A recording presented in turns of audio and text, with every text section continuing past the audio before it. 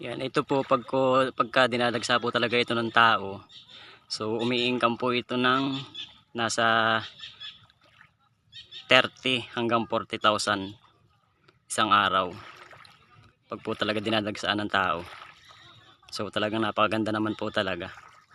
Ayan. Sa mga buyer po naghanap ng Beach Pro na develop na, ito po, para po sa inyo ito. 1 hectare po siya. Ayan. Kung mapapansin naman po inyo sa video, talaga napakaganda po talaga. Para po sa inyo ito. So bali siyam na pitak na kubo. Yan. Yan po ay may isang kwarto. Yan po mga anong yan, may isang kwarto siya.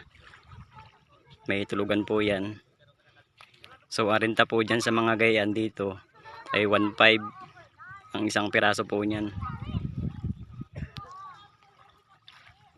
Pag po sa kalakasan talaga 30 to 40 ang kinikita ng isang araw dito sa resorts na to.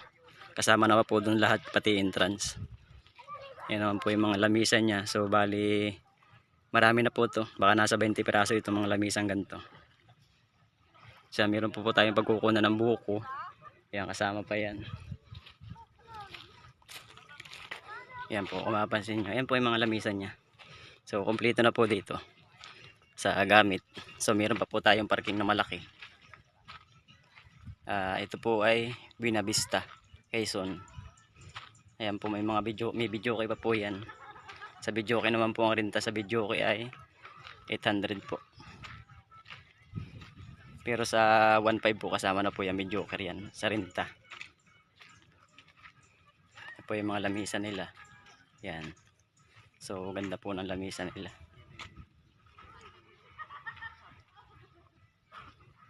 Yan, napakaganda naman po talaga. White sand po talaga to. Develop na po to. So kompleto rin po siya ng papel. Yan.